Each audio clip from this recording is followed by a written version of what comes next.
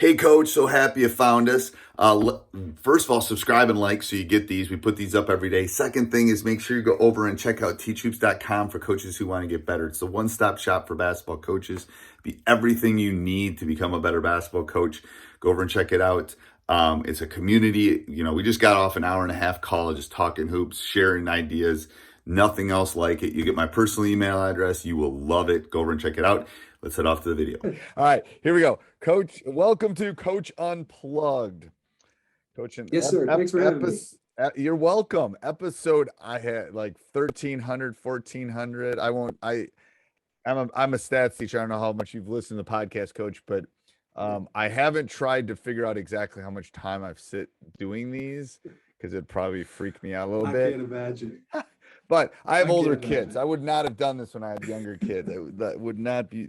We're coming next year. Will be 25 years of marriage, so I would not have been doing this early in my marriage for sure. All right, so Coach Neeley, I'm going to have you kind of walk us through your basketball journey and then how you eventually ended up at Piedmont. Is it university? So universities and colleges are different. Universities have graduate schools, and colleges do not, for the most part, for people that are listening. So what is, they have an entire graduate school at Piedmont or what? Yeah, so we actually had grad school when we were a college as well, but then we added some doctorate programs, expanded some, added like a master's in counseling, and just expanded those graduate programs, which led us to go get university. Okay, I mean, that's again, I'm generalizing for people listening, but usually when it's a university, they've got masters and PhDs, and when it's a college, they tend to only offer bachelors of science or arts and stuff. Anyway, all right, so go ahead, Coach Neeley, walk us through your basketball journey. Before we came on, I learned that you were a Hoosier earlier in your life, but go ahead. Yeah, I got to play high school basketball in Indiana, which was awesome. But I'll skip past that part and just go straight to the no, you gotta like Indiana basketball. Everybody loves to hear about Indiana basketball. Did everybody play basketball when you were growing up? Everybody and all your friends play? Oh, no question. My one Indiana high school story, I'll share really quickly. So we were playing at a state sectional. And so when I was in high school, they had literally just finished the Hoosier single class and just transitioned to multiple classes. And they had 4 classes. So we got just the tail end of the 1 class and started the 4 classes. But we played one game at Westview High School, and it was predominantly an Amish community. And so I remember pulling on the bus, you're a young kid or whatever, and you pull on the bus, and the Amish buggies around the baseball field are 2 or 3 deep already. And when you think of, the Amish culture, you don't think of loud, rowdy, or whatever. And then we walk in that gym, and it was unlike anything we had ever been a part of. It was loud. It was like their 2 hours to let loose. And, I know. So there's Amish in Wisconsin where I'm from too, and our lake house is about an hour and a half north of here. And where it's located, there's the Amish community. There's an Amish community around there. Anyway, it's like you always know kind of that stretch where you got to watch for the buggies and stuff. But yeah, it's they've gotten a little smarter. They put the big triangle on the back, so the stupid. That's right. But who knew they could be? It was one of the toughest atmospheres, right? I mean, it was like their 2 hours to let loose, and man, it was quite fun. But it's great fun. But yeah, no question. But so my first college job was actually here at Piedmont. I was a graduate assistant. Okay, where'd you go to college? So so I went to Ohio Northern University, a Division III school in Ohio. Okay, Ohio where's Northern, that located? Where's that located? That is in Ada, Ohio, the middle, close to Lima, Ohio. It is a central part of the state, about an hour south of Toledo. Okay. Cold. You talk about cold. That's some bitter cold and wind. Right. But was able to do that, and then my first college job, I got a graduate assistant job actually here at Piedmont, and at that time, Piedmont did not, the assistant coach was just a grad assistant. So it was like grad assistant and top assistant in the same spot. So I had a great boss who gave me an opportunity to get a hand in a lot of different things. And I'll try to make this fast. So I did that for 2 years. And then they asked me to stay on full time, but the only way I could be full time was to be the head men's and women's tennis coach for 1 year while being the assistant basketball coach. So, and what did you major in when you were at Piedmont? I majored in accounting. How about that? So I was so I was an accounting major, then got my master's in business administration here at Piedmont. So I got my MBA at Piedmont. And then, and so I asked to do tennis. And the one thing, you know, my boss told me, the athletic director here, who was a basketball guy, he said, you know, everybody, if you want to be a basketball coach, you know, everybody wants head coaching experience when they hire a head coach. So if you can't get head basketball coaching experience, get head coaching experience in something. And to his credit, he was 100% right. I remember being the tennis coach and us going on the road one time. We're driving vans. The van breaks down on the side of the interstate. We got the men's and women's tennis team. We had to navigate that whole situation. And then fast forward a year later, I'm interviewing for a head junior college job at, you know, mid-20s or whatever. And I get to talk to that committee about how I handled that experience. And so I always tell my assistants or whatever, if you get opportunity to create, you know, get responsibility and you can create situations that you can articulate in an interview down the road, that's value experience you can't get anywhere else. And so, I got to do tennis for a year, then was fortunate to be a head junior college coach after that. Did that in Indiana for 2 years. Ancilla College was the name of it, up in Indiana, where I was from. Got married shortly thereafter to my wife, Jessica, who I met in Georgia. And so her family's down here. We started a family and wanted to try to move back south. Was able to be the head coach at Warren Wilson College, which was transitioning to the NAIA at that time. It's located in Asheville, North Carolina.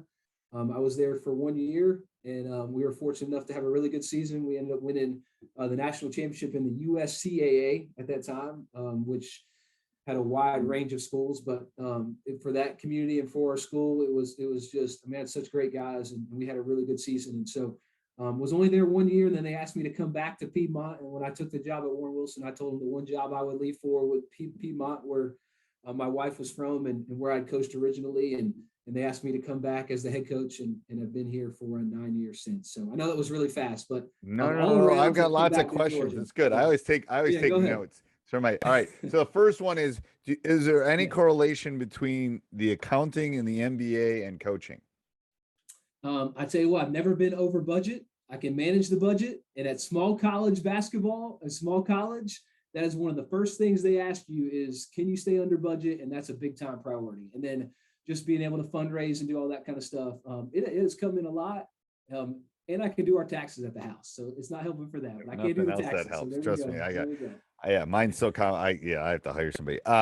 So that's right. That's a good problem to have. Did you know how to play tennis before you took the tennis job?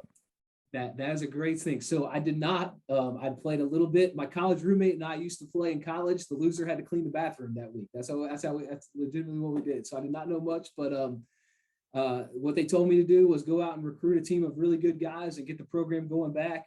They just had a bunch of kids in trouble, and it wasn't a good situation. And so I had learned how to recruit by that point. And so we took a basketball recruiting mentality to tennis, which I think was a little different. We were going to matches. We were trying to see them play USTA events. We were just taking that, writing them letters, calling them all the time. And then I was able to hire a graduate assistant. Jan White was her name, who was really good, just with knowing the tennis part of it as I tried to learn it.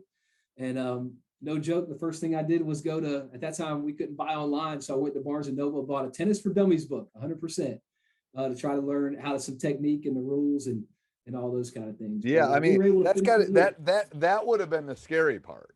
Like that's right. Yeah. That would be like me going and becoming a rugby coach. I understand the principles of rugby, but I know nothing about rugby. That's right. Right. So how did you build? So this is, again, I think this is important for all coaches. So how do you walk into that and have any street cred? Like if I'm a tennis player and you're my coach, great. That's right. So I think first I was honest with them, and my boss who hired me was really honest with them too. But I think from the first practice, when they saw just the work ethic, right? Like, and I sound bad. I don't want to sound boastful saying that at all. Like just being willing to feed them balls, right? Like whenever they wanted, I told them, I said, I'm not going to be able to correct your technique right now, but I can be a human ball machine and just feed balls and feed and feed. And I tried to become the best ball feeder possible. We tried to treat them right. And just, I think, at any level, right? Just being organized and valuing their time and just treating them right.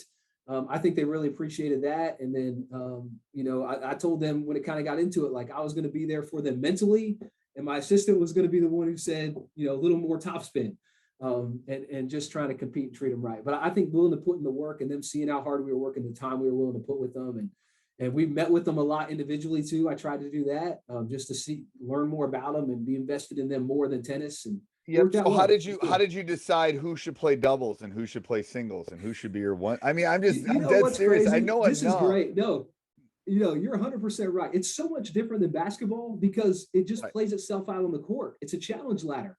Like in basketball, we spend all this time figuring out who's going to be the first guy off the bench, the difference between guys 7 and 8. And it was so freeing. I'm like, you beat, John beat Jack. So John's going to play 1 and Jack's going to play 2, and they can't complain about it. It was just so. It's a little bit like being a track coach. Like, I'm going to get a stopwatch and you're faster than you. You get to run the 100 and you don't. Yeah. I forgot about the challenges. Yeah. So people that don't know anything about tennis, I don't even know how many play in Division 3, but it's like you rank there. You have singles, like 1 through 6 singles, and then you have doubles. And sometimes maybe 4 singles should go play 1 double because you're trying to get enough points to beat team X. Anyway, there's a lot of there's some dynamics in that. I know enough to be harmful in tennis. And it's so much less intense too. That's the other thing, right? Like you're outside, the sunshine, and we're in Georgia. It's 80 degrees. It's so nice outside, but it's like you just don't have the crowd on top of you. You don't have all that. It was a great change of pace after the basketball season. And I'd encourage. It was a spring sport. Yes. So it's fall and spring both. Fall is non-traditional and spring is the traditional season in college. Yes. Yep. And then how did you balance being the tennis coach and being an assistant basketball coach, recruiting and doing those things? That was the most frustrating part, just being honest with you. And that's why I don't think I could have done it for the long term. I remember some Saturdays, there were times in January and February where I would go from basketball practice straight to tennis practice. And we'd practice tennis under the lights when guys were done with class. There would be Saturdays we'd have a match. And right, we were done. I'd get in the school car and head to a recruiting event and get there for the back end. I just felt like I was shortchanging our basketball guys a little bit. And that was a challenging part. But I also, that's what kept me here. I would have not been full-time here and not had the chance to stay. And sometimes you got to make those tough choices, I think, to either stay in what you feel like you're called to do. Yeah. I took the volleyball job at my school after we had already won 3 states. Anyway, the volleyball program was kind of in shambles, boys volleyball. And, it was 7 years. I put the principal asked me to do it. He eventually died of a heart attack, which was very sad. It was one of the last anyway. And it was hard. Eventually, my son was coming up and he played. And then when he graduated, I was done, but it was more like I wasn't doing service to both the way I needed to be service to both. Right. It was, it was difficult. It's hard. It's hard to be the No doubt. To I definitely answer. don't know the volleyball rules. I don't know the volleyball rules at all. The person coming in and out, all that kind of stuff. Oh, libero. You don't know libero. There's a person that only plays the back row. They can only play the back. Yeah, libero. They have a different colored jersey on. So it's a great thing for playing more kids. It's like having a specialized defender, basically. So it'd be like me putting a player in and they can only play defense. It'd be like Iowa girls basketball when they used to play 3-on-3. Remember, people that don't know, women's basketball used to be 3-on-3, and there were you could only play offense or defense. So there's 6 girls on one end and 6 girls on the other end. YouTube it. You should see it. It's crazy. That's right. But anyway, it would be similar to that. Tell me your coaching philosophy. Like, give me your coaching philosophy. So I think where it starts is like, I have to do my best to live out how I expect our guys to act. Like we have recruiting visits, we're able to tell guys we don't have a lot of team rules. And I think it goes hand in hand with just what we want from them. I think it goes hand in hand with our coaching philosophy. Like, I want our guys to be great teammates. That's really important. I think that's a big time thing in college, right? Where every guy came in the locker room and he was the man at his high school, and now he's here and you're not the man. And so how do you handle that? What kind of teammate? I just think that's important for life afterwards. And so And all this is going to go with the coaching philosophy part. So I think that's number one. And then two, I want guys to represent us right and act right. And we take that super seriously. Like, we'll take basketball away from them if they're not doing those things. I don't have patience for guys who whine with officials or have bad body language with each other and all that kind of stuff. But I have to try to do my best to act that way too. Now I have to constantly remind my guys that, like, I have to be able to talk to official and you not lose your cool, right? Like, I have to be able to do that, but I'm doing that to support you, and I have to do that in the right way. And so I think that's part of it. And then we just ask them to do what we ask them to do as hard as they possibly can. Like, we want maximum effort and all those things. So to sum all that up, like, it sounds so coachish, and I hate how it sounds that way, but it literally needs to be like, we are using basketball as the tool to make them better when they leave here. And basketball is how we do that. Now, winning helps that part, but battling adversity also helps us through that. And I think our level is such a pure form of basketball with guys here for the right reasons that we can truly do that. And here at Piedmont, like, I can get guys that want to embody those things and not have to take shortcuts, and we can still, be successful. So I want to use this as the tool. I agree. I think that I play Division III basketball too. I think Division III basketball, you play Division III basketball because you love basketball. That's right. Where did you go? I went to Lawrence. Yeah. Yep. And so with all the Wisconsin powerhouses, that's right. Yeah, Lawrence was good. Yeah. Well, the Wisconsin. Well, you got to think about the old Stevens Points and the Platteville's, and Bo Ryan, Dick Bennett. Like, a lot of people have come through. Obviously, Oshkosh won it a couple of years ago. That's right. 2 years ago, 2 or 3 years ago. But anyway, it's you play. I mean, a lot. You play it because whatever. I played in front of more people in my high school than I did in college, to be honest with you, for the most part. So you play it because you love the game. I think that's a great thing. All right, so I'm gonna pivot a little bit here. If I came to your practice, what would I see? We are going to be super organized, going from spot to spot quickly. Like, I don't have patience for guys walking around. We don't waste their time. Like, that's why I tell those guys, like, you're 18 to 22 years old. We're asking so much of you. Like, we are Division III, like you talked about, but our guys in season are study hall, skill work during the day, film. We have a full-time strength guy. They're with him 3 or 4 times a week. Practice. I mean, all that stuff together, like, it is a full slate on top of, a challenging academic rigor that we have too. And so we're not going to waste their time. So it's going to be super organized. And I tell them, like, I'm not old school Bob Knight throwing chairs at them, but like, if we're not engaged and we don't want to be here, which our guys are great, that rarely happens, but like, we're going to get really worked up about it. But if not, I mean, our guys come in ready to compete, a lot of competition, and just a lot of pace. Like, we want pace. We're not going to waste time, and we are super organized about stuff. I do not like guys standing on the sideline either. We're going to have 3 or 4 teams. We got the pennies out there with different color. I mean, we are popping. And then film's a great teacher for us. I don't like to stop it and talk a bunch in practice. We film practice, and then before the next practice, we can watch, clean, and correct, and then get out there the next day. I think that's great. What do the kids tend to major at? What's like is the school known for something? No, so we're the #1 private degree for teachers in the state of Georgia. We call it doctorate in education. So teaching and coaching, it's funny to see how it's transitioned. 10 years ago when I came back, we had so many guys that want to teach and coach. Like, that's what we were known for. Everybody wanted to teach and coach. And now the guys that want to teach and coach are few and far between. It's just, I don't know if it's a cultural kind of shift too. And now everybody wants to do business, or we have a 3-2 program in engineering with Georgia Tech, which, we all know how good Georgia Tech is in engineering. So you come here for 3 years, you're automatically into tech for 2, and you end with a tech degree. You only got to do 2 of the 4 years.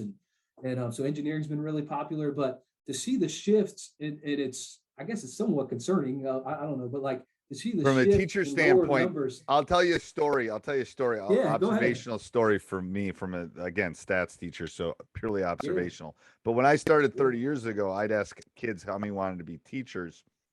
A fourth of the kids would raise their hand. Maybe fifth, some 20%.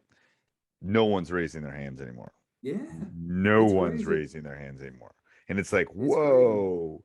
Like, I'm worried about our kids for sure. Like, if we don't start taking care of teachers, and I'm near the end, so it's like I have no hidden agenda in this. But if we don't start getting people to go into teaching, someone's gonna have to teach these kids at some point. You know, and even like the teaching for sure, and then the coaching too. Like, I get emails every offseason, like from ADs and high school coaches, like I need a varsity assistant, I need a JV coach. And I used to have guys to send them all the time. And we've got tons of alums coaching who are asking us for the same thing. I've had multiple years now where I have nobody to send them. Nobody. No, they can't. We can't fill coaching things right now. Like girls volleyball, which is like varsity girls volleyball, which is like pretty popular sport for a girl on the girls side. Can't fill it.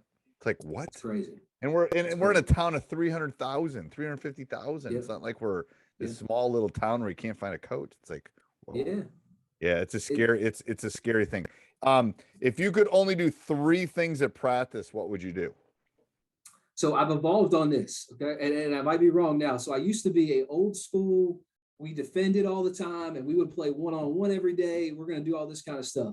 And now I've evolved. I think my first thing that comes out, we got to shoot and we got to shoot.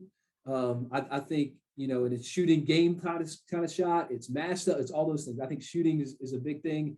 And that's something that we've kind of tried to buy into even more. And that's been important for us. So shooting, we're going to compete as a second one, and it's going to be different. So I hated it as a player, and I know some really good coaches do it, and it's great for them. Like, we are not do the same thing every single day for the first 20 minutes. I hated it playing, and I said, if I ever get a chance to be a head coach, we are not doing that. And so we can work our skill sets different ways all the time, even if that means an extra minute to explain. So, but we are going to compete, and it's going to look different maybe every day, but I want to compete every day. So I want to shoot, compete, and then I like to do something situational as well. In our game, especially with the media timeouts that we have, there are so many out of timeouts, end of game, whatever situations that happen all the time. And that's something else I think we've evolved that we need to try to do something like that every day, as well. I think that's a great idea. What do you look for in a recruit?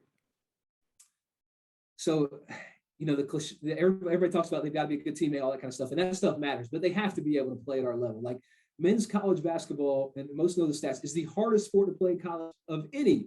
Like, the NCAA puts those numbers out. It's the lowest percentage of varsity playing members is men's college basketball. So, even at our level, we are able to be picky and sort through and find out what fits. So they have to be able to play to start.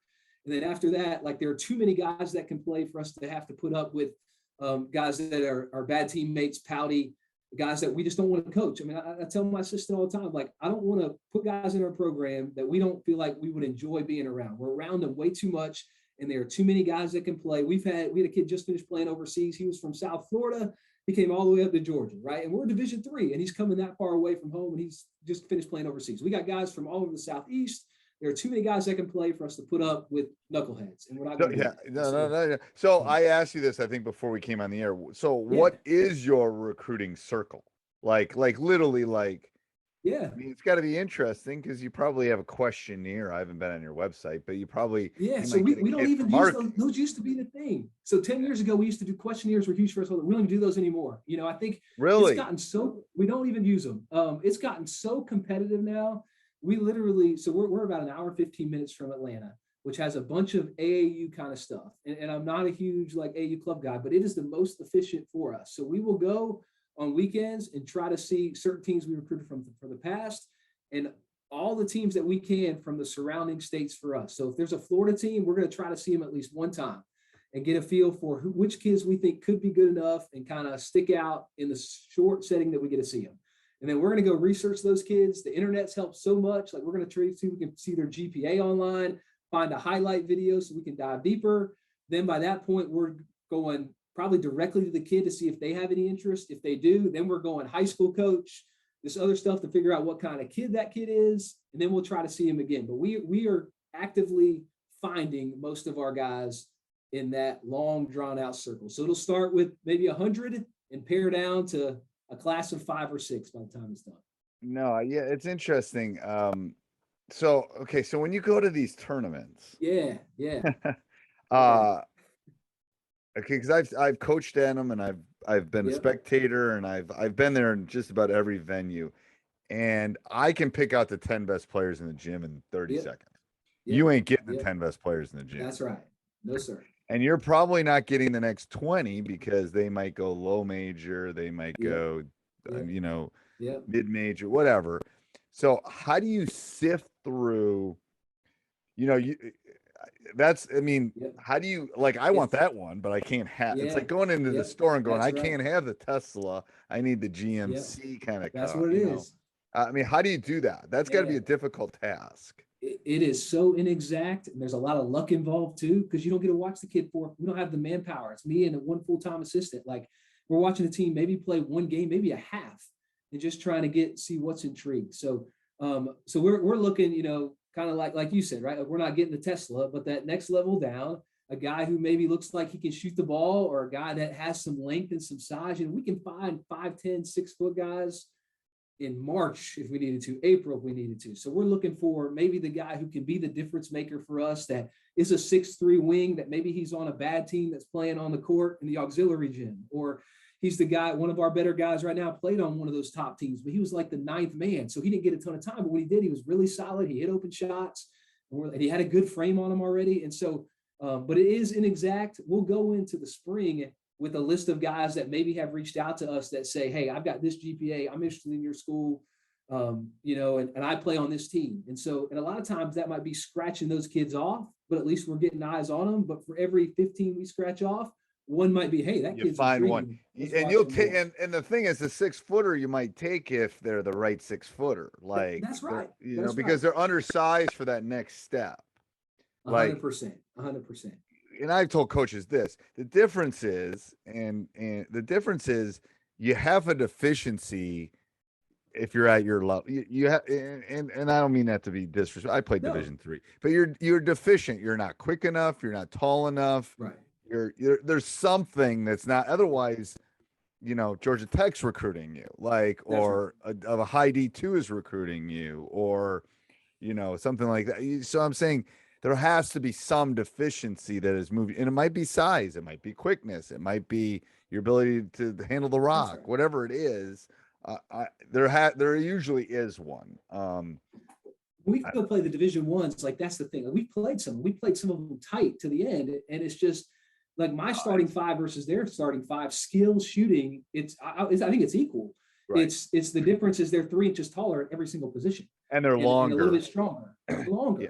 They're a little longer, and my guess is, this is what I've said too, is if you can't defend, like if I'm 6'3" and you're 6'5", if I can defend you, I can maybe play at that level, because if I can shoot and I can, but I got to be able to defend you, and that's the difference. Is I've seen kids that like, this kid is a D1 kid. The one thing he couldn't do is he couldn't defend another D1 kid. Right. He can do everything else. But he just I mean, he just wasn't quite quick enough, or just wasn't like, you got to be able to it's like the MB, I got to be able to stop you. Like, if you're a Division I player and I got to be able to play you one-on-one, and you're going to score on me, but I got to be able to contain you, and that's right. I can't worry about the help defense behind. I mean, and that's the, and I think there's some size too. I've noticed that in the D3 level, that the length is becoming, like, I'm taking that 6'5" kid rather than that 6'2" kid. Like, that's right. Because they're close, and I'm going to take the longer kid. Yeah. That's right. That's right. And I think we are fortunate in basketball that the talent, because there's so many guys playing basketball, and with the 5th year COVID, like, the talent gap is not as large as some of the other sports in our department. Like, we go play Kennesaw State and it's competitive for 30 of the 40 minutes, like it's at least a game. And I think if we took some of our sports and they play, and not, it's just the gap. There's not as many people trying to play. I think the gap is much larger. Well, how long is that COVID year going to ripple through Division III basketball? Yeah. So we've got I think it's 2 more years worth of it. So, and we thought in Division III, we wouldn't see as many guys take advantage, and it has been the opposite. I think most have. They're willing to pay for a graduate year. We had 2 guys do it this past year. We've got another 4 set up for this upcoming year. We have graduate programs, but we have 2 more years worth of guys that can take advantage of that COVID year if they want. It's also allowed us to, we've looked at some Division II and some Division I grad transfers as well. And we have to file a waiver for those at Division III, but if the waiver can get through, and so I think it's raised the level of our game, because, there's only still 4 years worth of spots, and now there's 5 years worth of players. It's right. Raised it's got, the level. Yeah, I think that's the issue. And I think it's interesting. I think this whole portal thing's going to change. It's going to be interesting in the ripple for you guys, because I go in the portal, I maybe don't get picked up in the portal. Then what do I do? Yeah, that's right. I can't go back. 100%. I can't go back. And It's like, it's helped us too, because a lot of times when guys go into the portal, maybe from a Division II, they're not going to pre-portal, before the portal, they didn't go reach out to a bunch of Division IIIs. And so unless we knew somebody that knew they were trying to transfer, we weren't aware. Now in the portal, I'm aware. And so we've been able to reach out to guys, and we've actually gotten a couple of transfers through it that would not have considered us or known us, but because we knew they were transferring, we reached out in the portal, and they were like, well, let's go check out that place. Then we get them here, and we're like, well, that could be a great fit, and they end up here. And so right. It's been a benefit for us to just be aware of what's going on. It's going to be interesting for the high majors. I think there's 100%. A reason some of the guys are leaving, like Williams and Coach K, and Wright. I think it's going to be interesting. Yeah. I think high school, coming out of high school, going high major is going to be a rarer thing. I think they're going to say, go play mid-major, play well, and then we'll come get you. Yeah. That and the NIL stuff, I think, is really hard for that level. I mean, we don't have to deal with that much, which I think is great here, but that level, right. I mean, that's. And so when you watch that D2 guy, then you can go on Synergy and watch them. 100%, which is huge. And that's been great for us. And there's a lot of guys that we recruit. So this time of year for next year's class that we're on now, that'll end up going, they're just slightly above us. They end up going Division II, but they might bounce back to us in a year or two when they're not getting a lot of time or it's not working out. And we've had a couple of really good guys on our team do that. And so, but Synergy allows us to follow those guys, and the portal now makes us aware right when they're leaving, and we can get right back in touch with them. Hey, no disrespect for D2, but I'm telling you, most D3, the top D3s will beat most D2s. Yes. I'm just telling you right now. I mean, you take, like you said, Oshkosh up there. I mean, you take the WEAC schools right now, they are D2 schools. They play like it. 100%. I mean, they'll beat all the Minnesota D. I mean, I'm just saying, it's reality. Like, I mean, and we have Emory down here, who's top 10 in the country, and they're competing against Division Is. I mean, they're kids who either decide to go play Division I or go to Emory, and that's the level of player they're getting. Right. Yeah. Yeah, if you can go to Harvard or someplace like that, then go for it, kind of thing, you know. But like, right.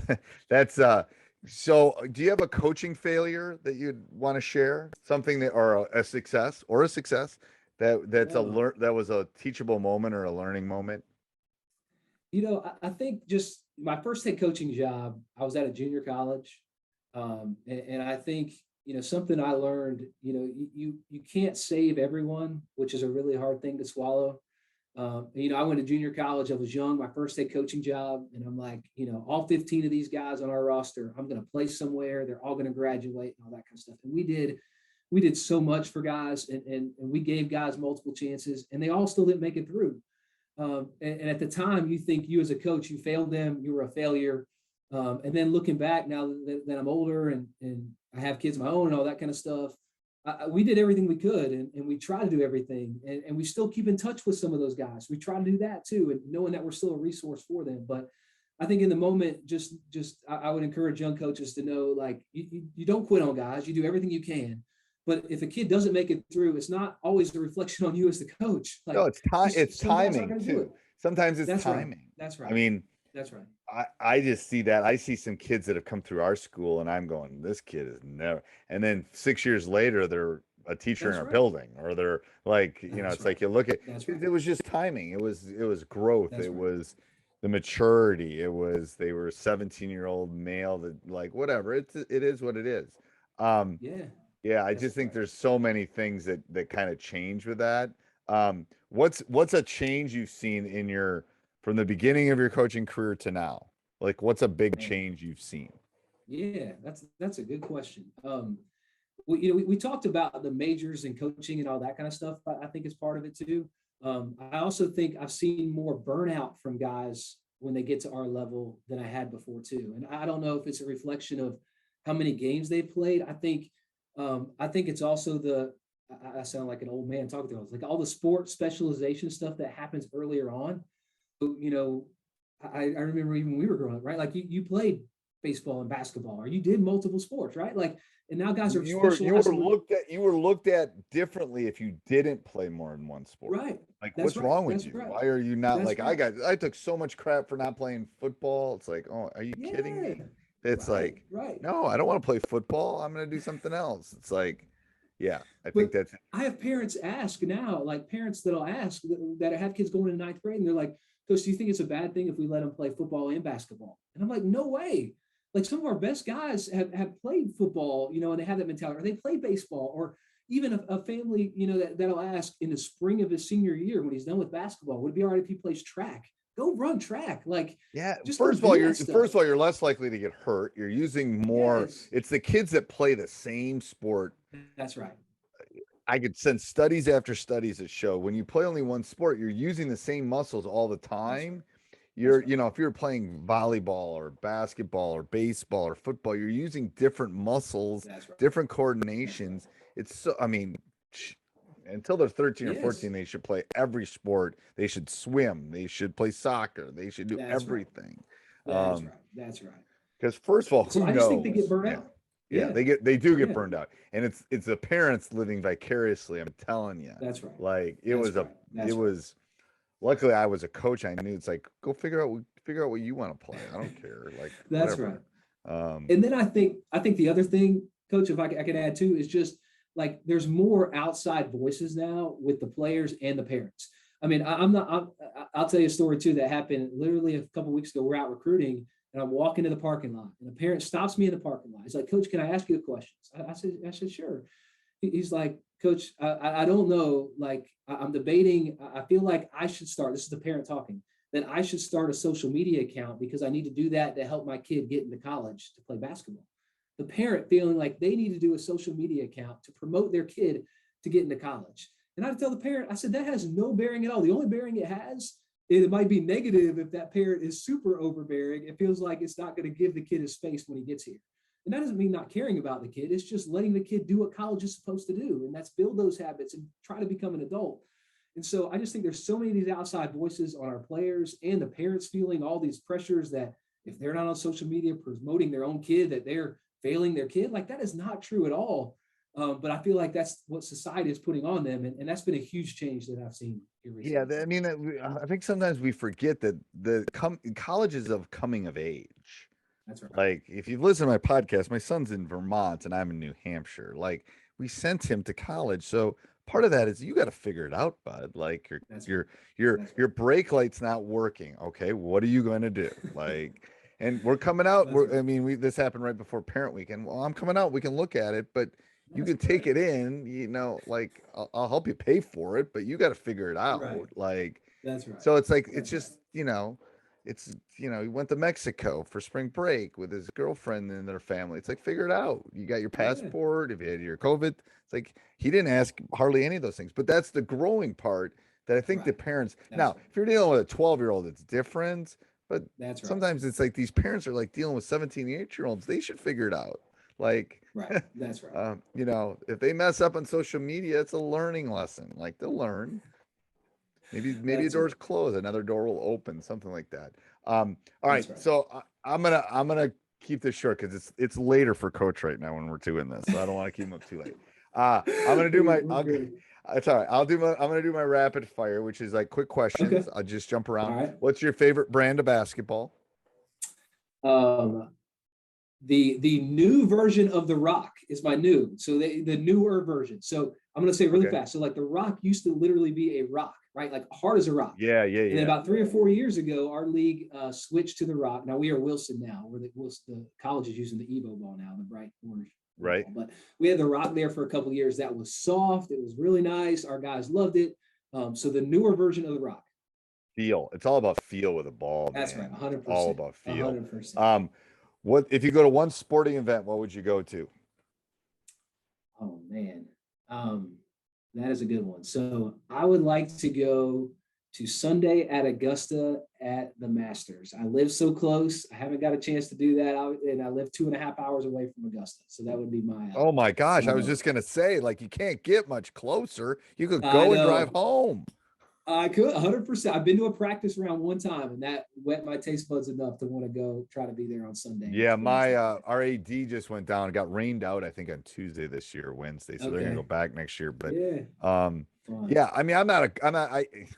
I I tell people I used to golf and used to fish before I became a coach, and then I haven't done it since. And I don't golf either. It's just it's No, just I think so. I fun think it'd be place. yeah. I'd have no desire to go to Super Bowl. I didn't go. I'm a Nope. Cubs fan. I didn't go when the Cubs were in the World Series, so I kind of like, Mm. okay, that's over. And yeah, I don't really need to go to Super Bowl. So, and I've been to the Final Four, which is any basketball person Yeah, should go to a Final that's right. Four, Agreed. because they're awesome. Agreed. Even if your team's not playing, it doesn't matter. They're just awesome. It's basketball people. That's right. Like it's 80,000 right. people that love basketball. And 100%. but that's on my list. Augusta would definitely be yeah, golf is just such a fun game. My wife and Coach, am I I allowed to ask you one? Can I ask yeah. you one? Real Yeah, quick? you can ask me one. On that, what's your favorite Final Four city that you like? Have you been to like the different cities? What's your favorite Yeah, Final Four city? I like Indianapolis because of how contained it is, and that's where they're located. I've been to Minneapolis and saw them in Minneapolis. It's nice. Yeah. My son wanted to go again, and this year I wasn't going to take him this year at all. Because he's 20 and I'm not taking you to New Orleans when you're 20. Good call. Oh, Good I'll choice. take you. Well, the next round we'll go to New Orleans, then I'm not taking That's you to right. New Orleans at 20. Good choice. I haven't been. I would think San Antonio would be good. Agreed. That would be my number one choice. Yeah, I haven't been. I haven't been to San Antonio. Yeah. So that seems like a good one. Yeah. Yeah, when I get out, like, yeah, I think, yeah, they're all good, but Yeah. They are. contained is a better thing, I think. All right, Yeah. one word to describe your ideal player. Charge taker. That's one word for me. Charge taker. He's gonna take Okay, a we'll put a charge. hyphen Charge in taker. between. All right, I'll There we skip to go. the other one. Describe your perfect player in 5 words Oh man. or less. 5 Or less. Plays his guts out. That's all I need. Plays his guts out. Yep, that's 4. Perfect. That's right. Favorite pregame meal or postgame meal?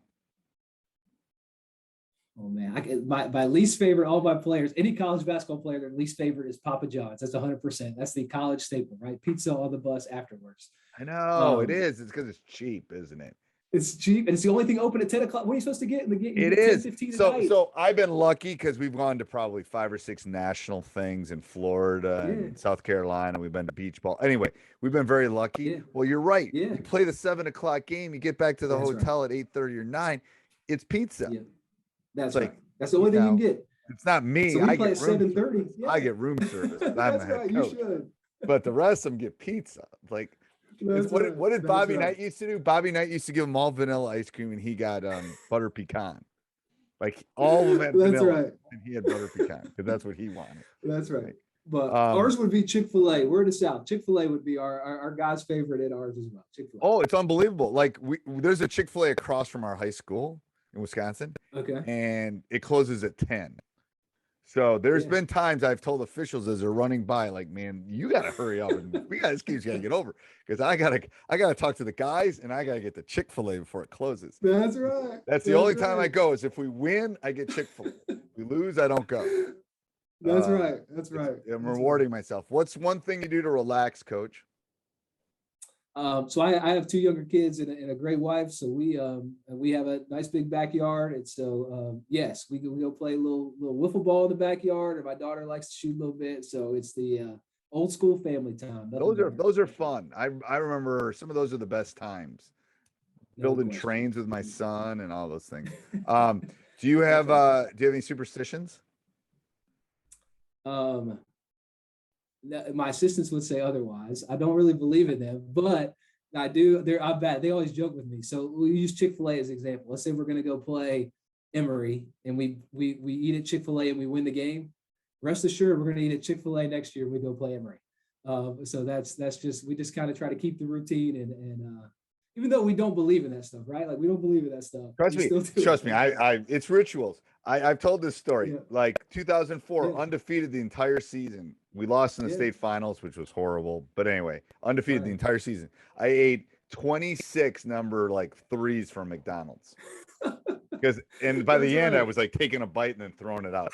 But we won. We kept winning. It's like I'm not right. going to McDonald's. I don't want. That's right. It's like, See, I like ritual better than superstition. That's it is. It's ritual. That's what I tell the guys. I said, I don't think we're gonna lose if I'm always the last one on the coach, but I'm always the last one on the bus. Like, do I think we're gonna lose if I'm not? No, but it's like it's me getting like I'm the last one on the bus. Like it's a ritual. Yeah, no question. It's just the way it goes. That's right. Best basketball player you have seen in person. Wow, that is a good one. So I saw LeBron in person. That would probably be the best one I saw in person. I did not get to see Jordan in person. I missed it. I remember as a younger kid, we lived in South Carolina at the time. We had a chance. I was a big Cavs fan growing up, so I had a chance to see the Cavs were coming and the Bulls were coming. And so my parents gave me the choice. We had never been. We were going to go one time in my childhood. We could go see the Cavs or the Bulls, and I picked the Cavs and saw Mark Price and those guys instead. So I was a big Mark Price guy. But now in hindsight that I'm older, I miss Michael Jordan. What's up with that? Come on. Best basketball player of all time. Oh, Michael Jordan. I had a Larry Bird my last podcast. So really, yeah, wow, that was my own. Interesting. Michael's got about 90% of the votes, but as my guys call that, that's a hot take. That's what they say. When somebody says something like that, they say hot take. So that's what my guys say. That's what hot take. Most underused basketball resource. So I don't know if everybody has access to it, but I think, and I'm not advocating for like Synergy has some flaws. But I think if you can get in Synergy, I think sometimes better than for me personally, like just being able to go into Synergy. If I watch somebody in the NCAA, so Richmond is an example for us. Like we run some Princeton stuff. And so just being able to watch every single one of Richmond's possessions and be able to break it down for myself and figure out the conclusions I can find and then go into research some more. I think just Synergy is such a resource to be able to watch games back to back of people. We play mostly zone defense now. We've done that for the last couple of years, and we've led our league in defense, and it's been really good for us. And we started that through Synergy, looking at the best zone teams. We found some stuff we like. We kind of put it together. So I think Synergy is a huge one. It's a great resource, but really expensive. Yes. It is, and that's the thing, right? Like it is expensive. And I think podcasts like this too are really good because you have time in the car and all that kind of stuff. Instead of listening to music, listen to something like this. It's more than 1.5 speed. It's like walking the dogs. That's what. Yeah, I listen to. That's why I started because I listen to podcasts. That's right. Jump ball, keep it or get rid of it. I say I like keep it. I like it. I think it's another strategy point so we can practice. I say keep it. Where are you at on it? This is a loaded question because this is one of the things I'm fighting for in the game of basketball. Visiting teams should get the ball, alternating possessions after. And here's the reason why. In high school, the officials are horrible at throwing the ball up. Good point. And only one of the three throw it up every game, unless there's an overtime. That's true. So that's true. Don't practice it. They're not good at it. Why are we doing it? That's true. That's true. Georgia did that. Georgia did that with the COVID year. I don't know if you do that. They eliminated the jump ball, and that was one of their COVID things. And gave I just think it's an archaic thing, and it's like if the officials were better at throwing it, and it happened it only happens once a game. Right. It's not like the NBA. Right. It's like we don't practice it. Why do we No. So that's my issue with it. That's a good point. That's fair. Yeah, that's fair. So that's one of my fighting things. All right. So my last question I always ask coaches are, what would you tell your younger self? Man, I'm going to repeat myself a little bit, but I think this is the truth. Like, it's hard, right? But you just cannot please everyone. If you want to be a coach, and I know there's a fancy quote about it too that I can't recall on the spot here, but like, you have to be comfortable with not being liked, right? Like if you're going to do it right, you're not going to be liked by everyone, but you have to hold true to that.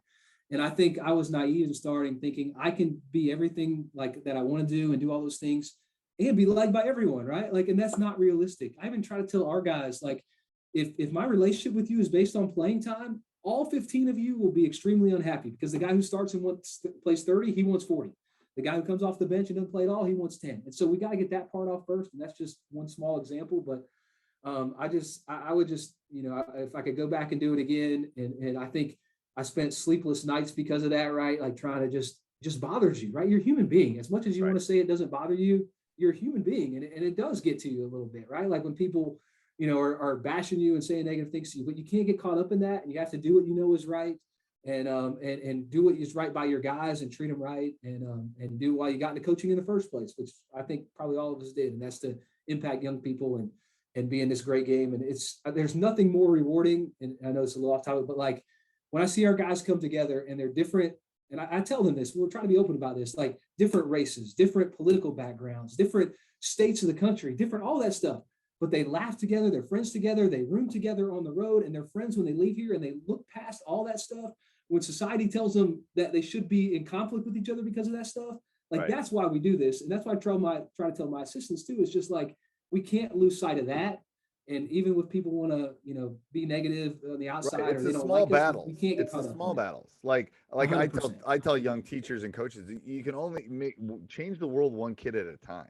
Like, that's right. Because you don't know that one kid might become president someday. That one kid might come up with a vaccine for COVID. You don't know. So one kid at a time, and right. You just do the best you can. So thank you, Coach. I appreciate you taking a late evening for you to come on and talk to me.